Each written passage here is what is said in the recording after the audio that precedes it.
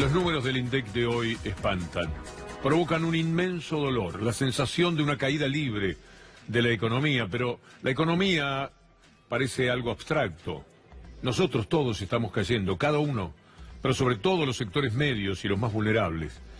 Se pasó una marca de desocupación que no se tenía en la Argentina desde principios de siglo. Estamos en 10.1 de desocupados. Es decir, el 10% de la población no tiene trabajo. Y piensa usted que muchos de ellos no salen a buscar trabajo y que no son parte de esta estadística que tan brillantemente desarrolló en todos sus ítems hace instantes nada más la doctora Julia Estrada. Este número que a uno no le entra en la cabeza, quiere pensar en 1.961.840 personas. Yo no puedo reunirlas en mi cabeza. Es una ciudad entera, una inmensa ciudad, la que está sin trabajo. En el país hay 1.961.000 desocupados, pero a fin de año el número será este, 2.600.000. Este es algo que está ya determinado por las circunstancias. No se podrá evitar, póngale que con mucha suerte, nos quedemos en 2,5 millones de desocupados. Y estamos hablando de la economía del primer trimestre. Todo esto que le estamos ofreciendo es de los primeros 3 meses del año. Aquí no cuentan abril y mayo, que han sido meses peores todavía. 5,8 la caída de la economía. ¿Usted se acuerda cuando el gobierno se pavoneaba antes de entrar diciendo la economía no crece? Era mentira, como todo lo que dicen, porque en 2015, un año difícil, la economía creció 2,7 en la Argentina. Después vino la hecatombe de este gobierno hasta llegar a un primer trimestre inédito, una caída de la economía de 5,8. En este marco, en este contexto, hoy a Macri se le ocurrió hablar y decir esto. En función del futuro de cada uno de ellos, que es el futuro de todos los argentinos. Y esto lo hemos logrado. Y esto no es relato. Esto no es zaraza, esto es verdad. Son 112.500 chicos, claro, 112.500 chicos en todo el país. Encuentran un dato que lo reinventan como positivo ya pasado en cada una de las apariciones en las que quieren mostrar un poco de optimismo para el país. Y siempre son datos frustrantes porque después no se puede cotejar con nada, sí con la realidad. Como dice hoy el título de página, la única verdad es esta. La única verdad es que, a contramano de la difusión de los datos financieros optimistas como ese que escuchábamos, diciendo esto no es zaraza, palabra que no existe en ningún lado, pero bueno, sí existe la calle Zaraza, pero con S. Zaraza a la que se refiere Macri es con Z y no existe, no está en ningún lado. La inflación mayorista de mayo fue de 4,9, la anual 68,5. Esto era a la mañana, pero a la tarde llegaron estos otros datos. Quiere decir que todo el día, desde que usted abrió el diario hasta que cierra su contacto con los programas de televisión y de radio, todo es una caída libre de la economía. Es alarmante que Macri pueda hablar de los chicos, a lo que se estaba refiriendo recién, cuando el 51,7 del primer trimestre son pobres en la Argentina, 51,7, el nivel más alto en una década. Y mira dónde fue a parar la canasta de los pobres, 2,9 es el aumento. Y la AUH, que alcanzó solamente para los menores de 7 años, es decir, alcanza para un niño de 7 años, lo que se entrega de AUH hoy en la Argentina. Esto no es relato, esto no es zaraza, esto es verdad. Esto no es zaraza, cualquier cosa. No se entiende cada vez menos lo que quiere decir Macri, quién lo asesora. Parece que lo quisieran sacar del gobierno sus propios compañeros, porque me imagino que estos números se los dan y le dicen qué es lo que tiene que decir en algún caso. Y es cada vez más penoso. Mire lo que ocurre con la clase media, para no hablar solamente de los sectores medios y los más vulnerables. En la clase media, 9 de cada 10 hogares abandonaron las primeras marcas de alimentos. Es decir, se están olvidando de la buena vida, de la calidad de vida que tuvieron hasta el 2015. 9 de cada 10 en la clase media alta. Esto es insólito. Es increíble, es inaudito, inadmisible, impensable. Pero mire otros datos que queremos compartir con ustedes de la tarjeta de crédito.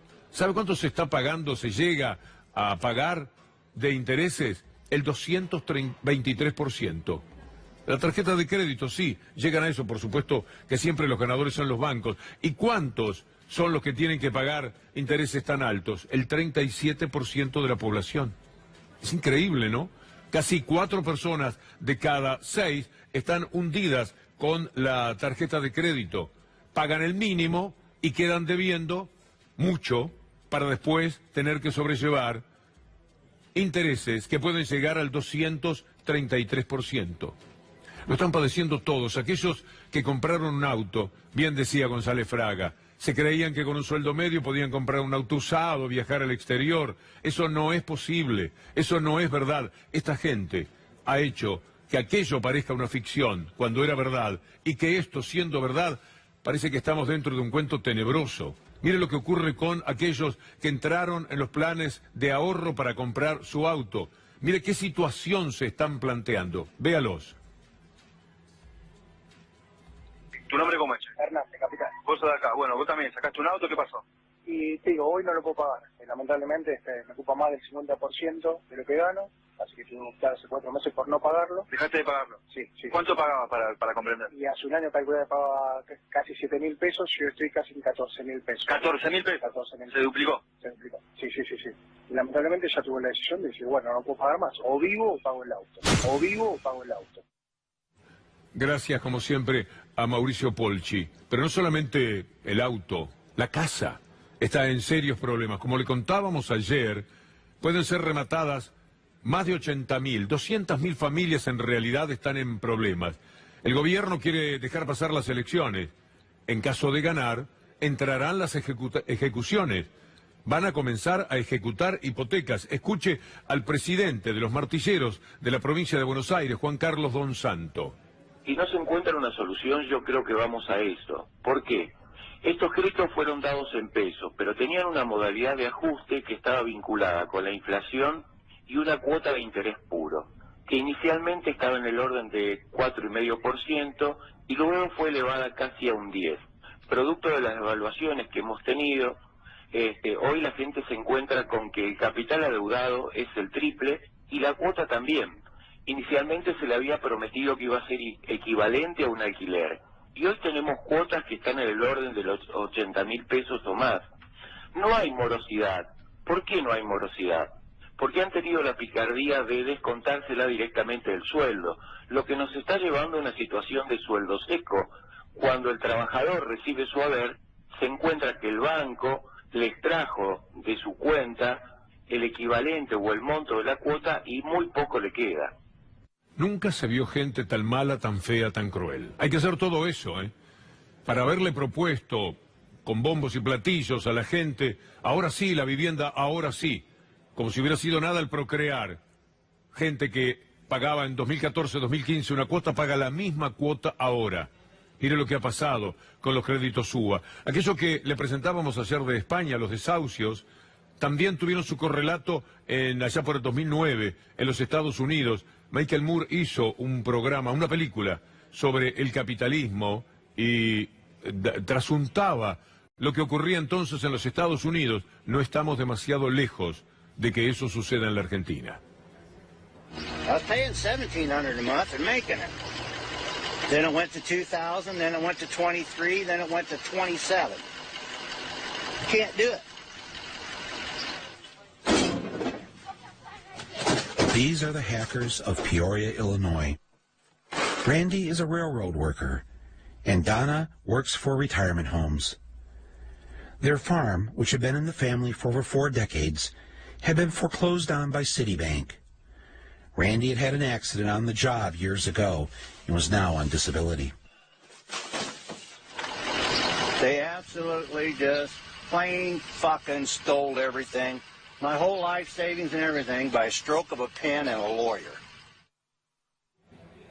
Que es lo que siempre tienen a mano, una lapicera, un abogado y un juez, sobre todo un juez. El respaldo y el ocultamiento también de los medios. Usted lee muy poco de lo que está ocurriendo con los UBA, porque se sabe que es un elemento muy pero muy importante a considerar. Si llega a haber remates de casas, las casas que están ya hipotecadas, ¿qué vamos a decir? ¿Qué vamos a hacer? ¿Por qué no encuentran una solución? El Estado siempre puede participar. Tienen que hacer algo. No pueden darle rienda suelta a toda la desventura que han tirado sobre la gente en este tiempo. Claro, somos víctimas de deudas cuantiosas. Siempre hablamos de la deuda nacional. Pichetto, en una intervención feliz en el... Claro, ahora no sé cómo se la va a dibujar, ayer se encontró con María Eugenia Vidal, ¿qué se habrán dicho? A propósito de lo que usted va a escuchar, pero esto es cierto, las deudas pavorosas son las que le impiden al Estado tomar ninguna decisión que pueda favorecer a la gente. ¿Cómo que le están por rematar la casa? No, señor. A 80.000, a 100.000 personas, no lo vamos a permitir. Vamos a sacar tal ley, Fondo Monetario Internacional. No pueden hacer eso. No pueden tocar un peso. No lo pueden hacer de ninguna manera, porque lo que hay que hacer es pagar la deuda. Y esto le pasa al gobierno nacional y peor todavía, le pasa a la provincia de Buenos Aires. Escúchelo a Pichetto. La provincia de Buenos Aires, la señora gobernadora, con toda la buena intención que la caracteriza, tomó deuda al 9,7. Repúblicas totalmente inexistentes, bananeras, con gobiernos que caen uno tras de otro y tienen que intervenir Naciones Unidas para tratar de mantener la vida de la gente. Toman crédito al 10%, al 9%. Nosotros estamos sacando con tasa de interés y lo mostramos como un gran logro, tomar 1.200 millones de dólares para la provincia de Buenos Aires, una provincia que tiene una complejidad extraordinaria. Bueno, ahí estaba, es una partecita, pero era larga la perorata, contra la deuda de la provincia de Buenos Aires. Ahora estará allí viendo cómo se las arregla con sus nuevos compañeros de la vida política. Uno que no sé si querrá volver alguna vez al gobierno, ya no le queda tiempo y uno supone que no habrá otra oportunidad, por lo menos en los tiempos actuales como uno los imagina. Prat Gay, muy crítico del Fondo Monetario Internacional y consecuentemente del gobierno. El mismo hombre que empezó con la historia económica, que ahora se ha convertido en este desastre, por supuesto con él eso no llegó a esos límites, pero ya se veía venir todo lo que iba a ocurrir en la República Argentina y que tiene este corolario, que nunca se termina, porque es el corolario del primer trimestre, después vendrá el primer semestre, y después tendremos que hacer un balance en octubre. Me parece que hay que hacerlo, ¿no? Escucha Prat Gay. ¿Cómo evalúas el programa del Fondo Monetario aplicado en la Argentina? Bueno, como la mayoría de los programas del Fondo en otros países, es un programa de fuerte ajuste monetario, fuerte ajuste fiscal, que bueno, como lo dijo la propia directora del fondo, hasta ahora no ha generado los resultados que ellos buscaban, ¿no? Era previsible que cayera fuertemente la actividad económica. Ahora lo que esperemos es que frente a ese costo de la pérdida de empleo y caída de la actividad económica empiecen a surgir beneficios en términos de menor inflación, ¿no? Si era previsible, ¿por qué crees que se aplicó? ¿O por qué se subestimó tanto? Yo no estaba en el gobierno en ese momento, así que no puedo juzgar la decisión. Supongo que ellos habrán visto que era un mal menor. Durante la charla dijiste que es muy difícil pasar del ajuste al desarrollo con el respirador artificial del Fondo Monetario. ¿Cómo se quita ese respirador artificial? Se quita teniendo un programa propio, se quita discutiendo de igual a igual con los funcionarios del Fondo Monetario, se quita proponiendo propuestas que si le gustan o no al Fondo Monetario, bueno, hay que llevarlas a la práctica para que el Fondo Monetario, que en teoría y en definitiva es simplemente un acreedor, que entienda que lo mejor para el acreedor es lo mejor para Argentina. Me parece que el gobierno fue demasiado rápido al fondo y fue demasiado predispuesto a que el fondo le armara el programa. Eso es lo que hay que cambiar en el próximo mandato. Yo creo que no es una buena noticia tener un acuerdo con el fondo. Hay que cambiar el programa para que sea un programa de desarrollo, efectivamente. Por eso les digo, ¡vamos argentinos! Este es nuestro país y juntos lo vamos a sacar adelante. ¡Vamos Argentina! ¡Vamos Argentina! ¿A dónde? Lo que quiere hacer el Ministerio de Producción a cargo de SICA es flexibilizar el trabajo. A como dé lugar. Hoy tuvimos otra expresión de Dante Sica hablando justamente de que el trabajo tiene que ser cada vez menos una fuente de recursos real para el laburante. Sica insiste con la reforma laboral, dicen los amigos de Crónica. Cortocircuito con los dirigentes de la CGT en Suiza, que rechazaron, por supuesto, otra vez una propuesta que no podría hacer otra cosa que sembrar más desgracias para la Argentina. Recuerda este número, no lo pierda de vista. Hemos pasado otra vez los 2 dígitos de desocupación en la economía argentina y todo lo que viene es peor. Mire lo que sucede, el mercado de trabajo, la tasa de desocupación alcanzó el 10.1 en el primer trimestre del 2019 y Macri hablaba de trabajo de calidad.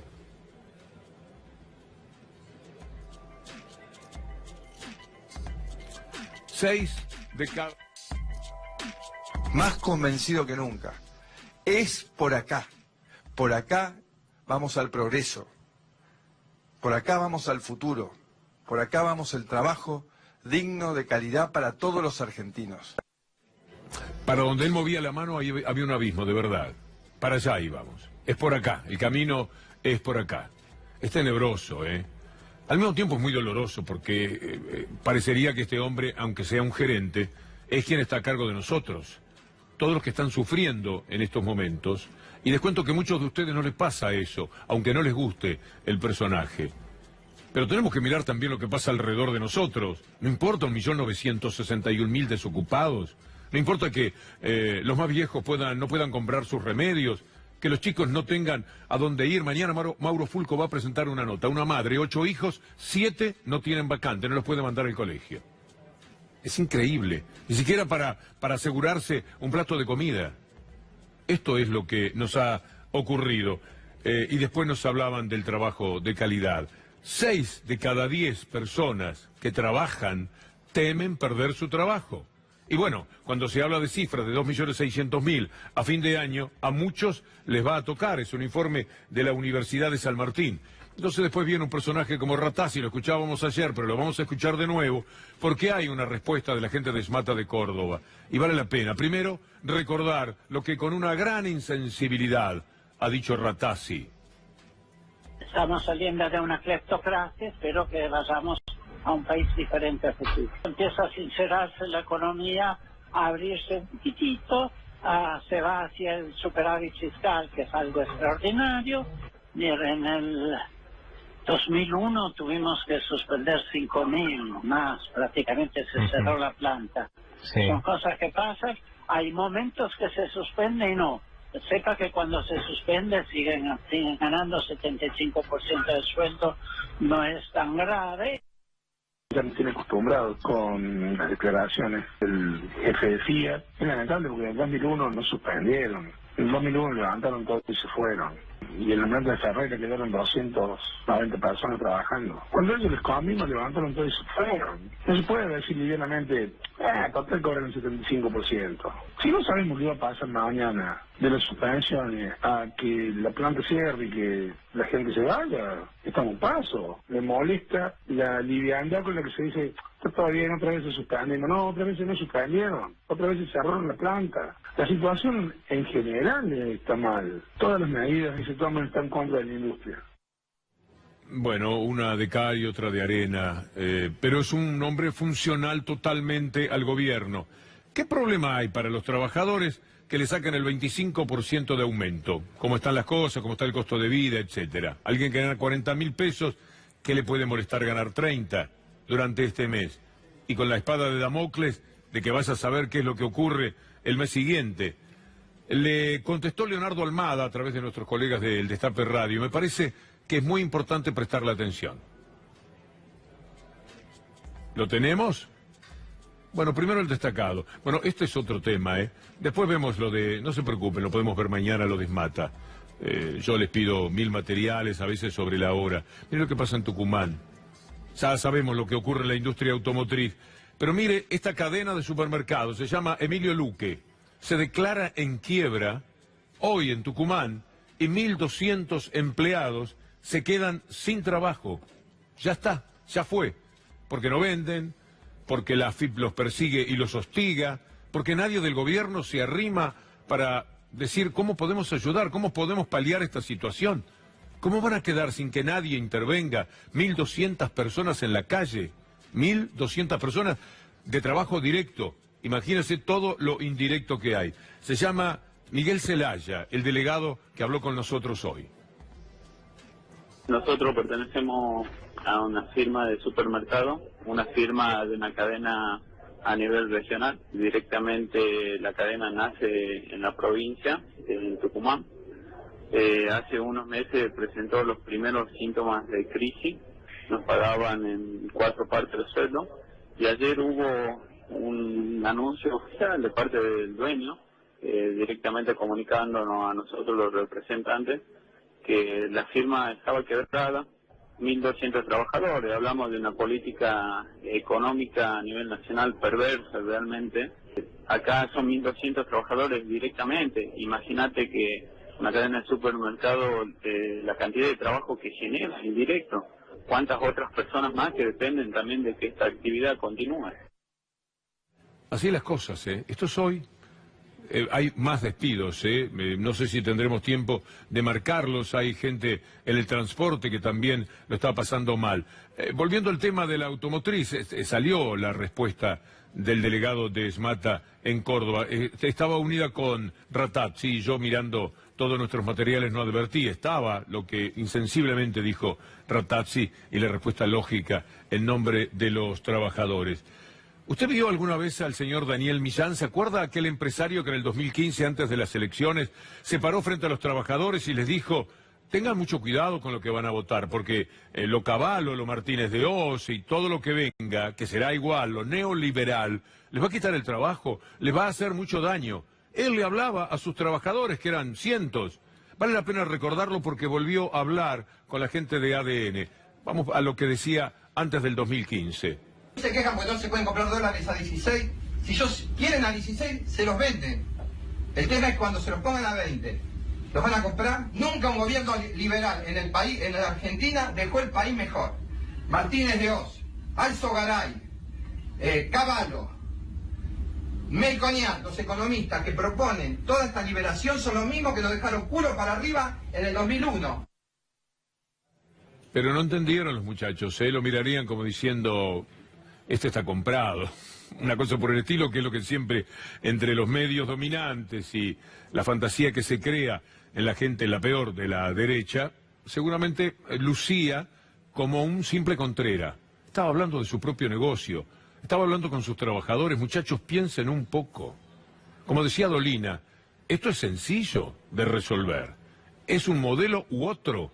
¿Es el trabajo o la negación del trabajo?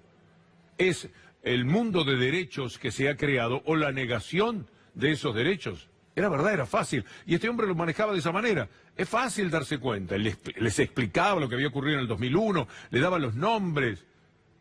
Bueno, ahora 4 años después, dijo esto con la gente de ADN. Me quedé corto, porque si hoy analizamos algunos números de la economía, eso parecería un buen escenario.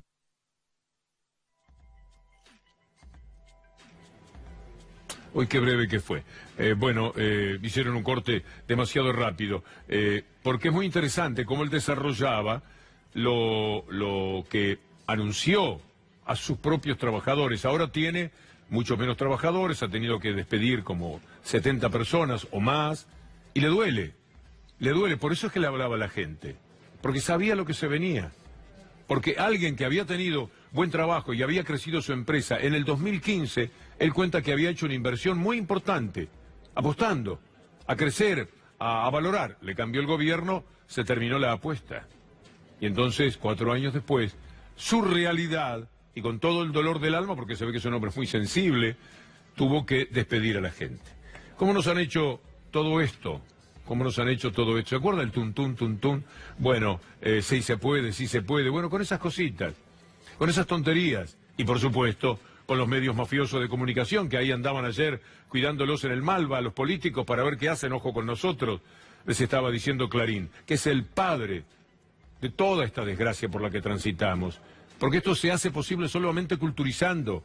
Lo que decía Daniel Millán a los obreros, 200 tipos que ven TN en algún momento de su vida, por suerte ahora las cosas han cambiado bastante con respecto a ese canal, pero que leen Clarín, que leen La Nación, que ven los títulos, que se los ponen en los noticieros de la mañana y les entró en la cabeza: corrupción, corrupción, nunca la propia. Es insólito. Y lo hicieron, y cambiaron el gobierno. Y a esa gente que estaba allí parada, quizás no creyéndole a su jefe, a quien les daba trabajo, ahora lo estará lamentando. De muchos lugares, uno tiene que pensar que acaso el 50% de esos trabajadores se dieron un tiro en el pie. Y la verdad es que tanta soncera tiene una única explicación, y es toda la culturización. El Estado no. El dinero que sacan del ANSES para darle a las pymes, no. El apuntalamiento del trabajo, no. Aumentos a los jubilados periódicamente para que tengan para gastar, no. Pensiones a quienes no pueden contribuir porque tienen discapacidades, no. Hay que quitárselas. Asociación Universal por Hijo, lo menos que pueda, una limosna.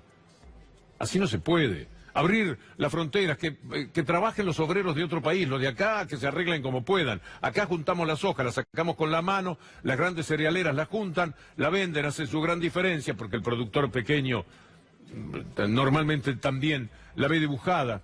Esto nos hicieron. ¿Cómo lo hicieron? Bueno, lo hicieron cambiándonos todo. Por ejemplo, jugando con el tema de la corrupción, los temas de las... Bueno, ahora tenemos capítulos nuevos. Usted vio lo que ha pasado con las escuchas ilegales llevadas al periodismo. No sé cuál es el material que tenemos, pero pedí algo que nos ilustre. Porque la Corte pide castigos y repudio social a los que se benefician con las escuchas ilegales. Así están las cosas. El máximo tribunal aclaró que las únicas escuchas permitidas son las que cuentan con el aval judicial, pero lo saben los medios, lo sabe el mundo mañeto de este país, pero le dan con todo a las escuchas, que son ilegales y que no son reveladoras de nada, pero la gente entra creyendo, si muestran una escucha ilegal y hablaban un poco en privado, bueno, es porque estaban haciendo algo malo. ¿Está el material? Lo escuchamos. ¿No? Ponemos las primeras escuchas, la historia secreta de las nuevas escuchas. Las nuevas escuchas, porque tenemos nuevas escuchas. Las escuchas, oigan y vean esta otra escucha. Hay una tercera escucha. ¿La escucha? Después la pausa. Hoy vamos a presentar una nueva escucha.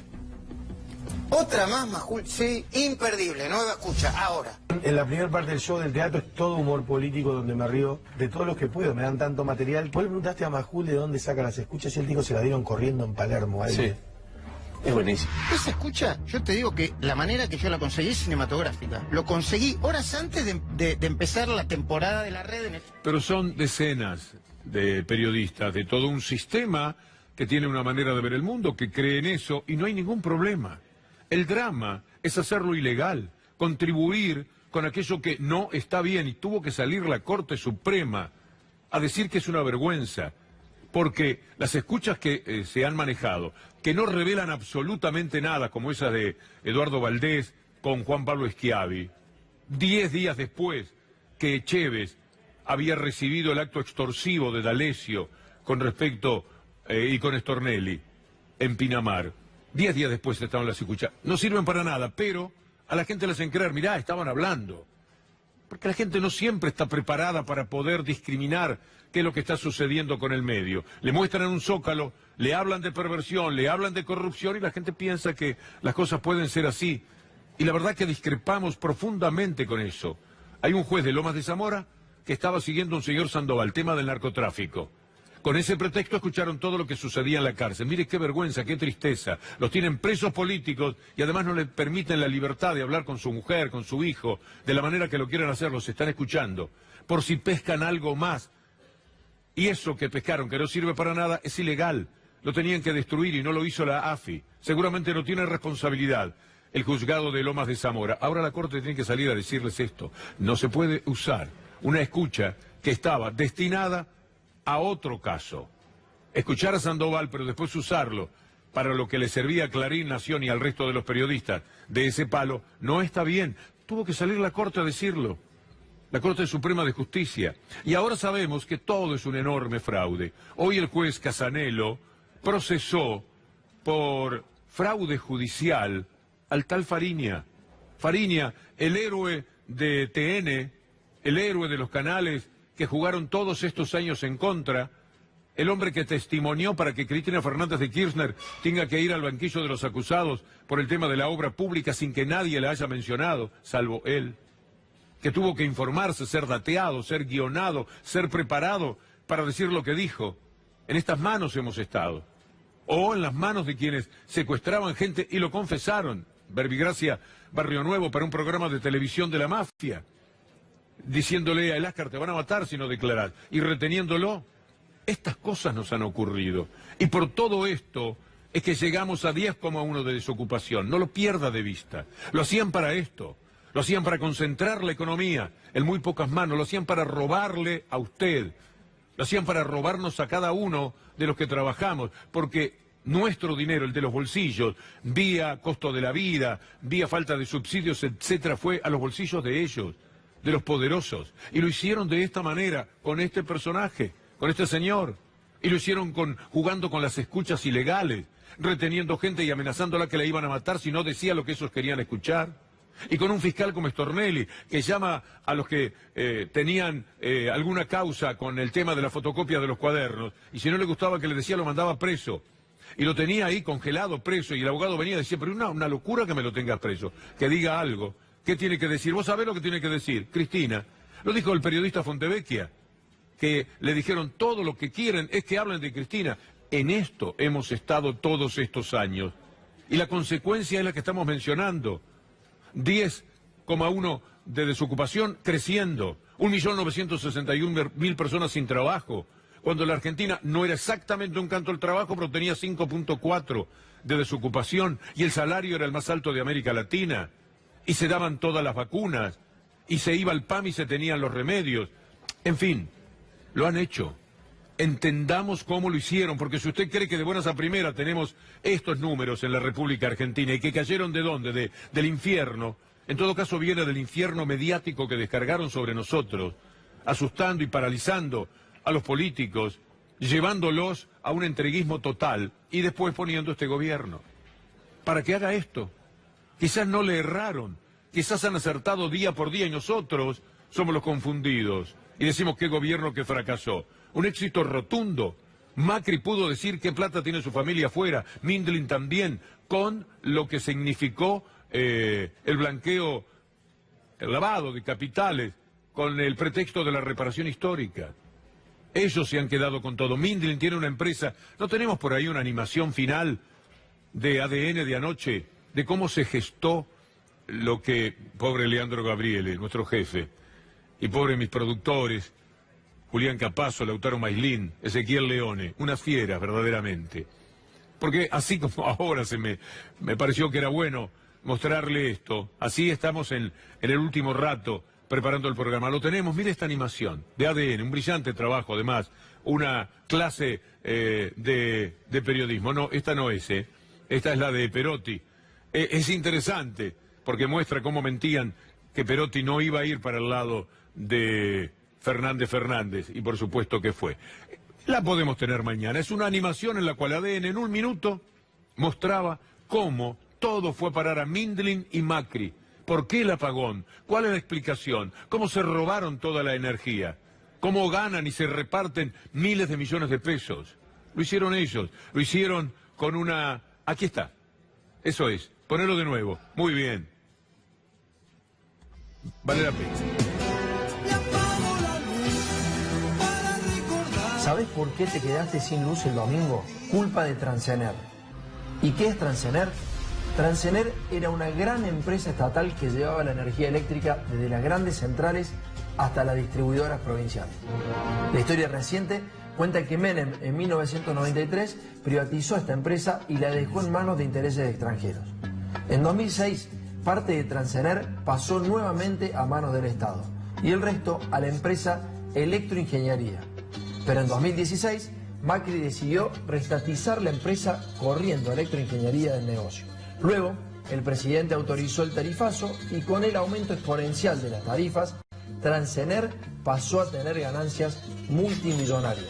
Una vez que Transener se volvió una mina de oro, Mauricio decidió venderla al empresario que casualmente le había comprado IEXA 2 años atrás, Marcelo Mindlin.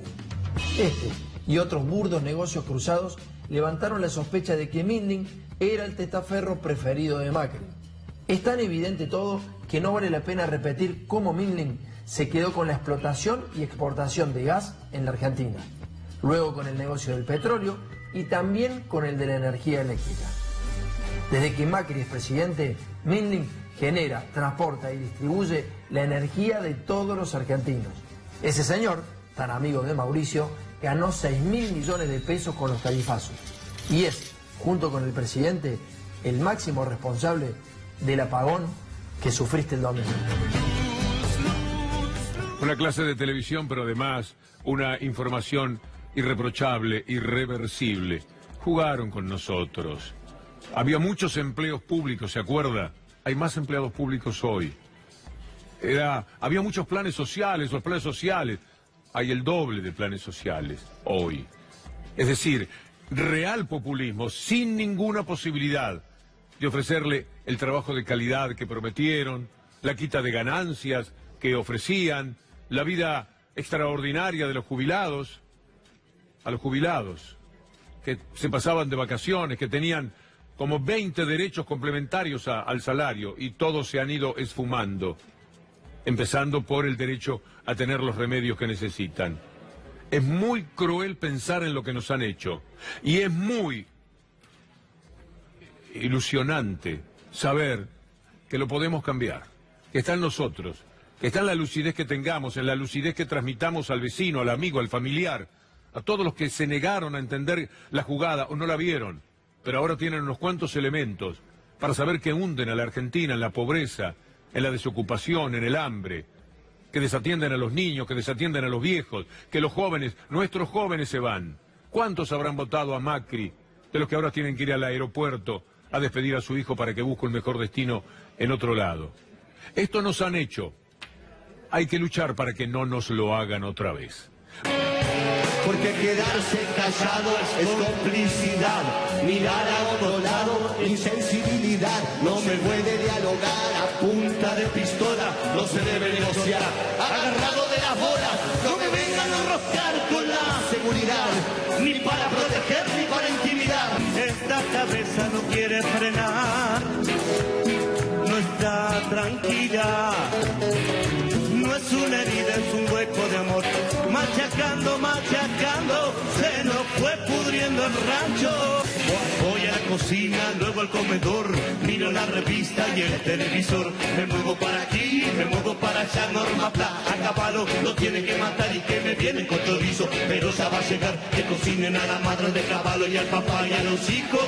Si es que tiene, o a su amigo el presidente, no le dejen ni los dientes, así son todos traficantes. Y si no es sistema, ¿qué? Y si no es sistema, ¿qué? No me digan, se mantiene con la plata de los pobres y que solo sirven para mantener a algunos pocos. Ellos transan, ellos venden, y es solo una figurita el que esté del presidente, porque así estaba Alfonsín. El que transa es otro quien, son todos narcos y de los malos. Y si te agarran con un gramo después que te la pusieron, se viene la policía, del seguro que va preso. Y si sube la balanza, el precio también sube la venganza y ahora va. ¿Y ahora qué? Son todos narcos. El presidente es el tipo que mantenga más tranquila nuestra gente. Lleva plata del lavado y mientras nos ate la bronca del norte nos mandan palos. Ay, ay, ay. Hoy, hoy, hoy.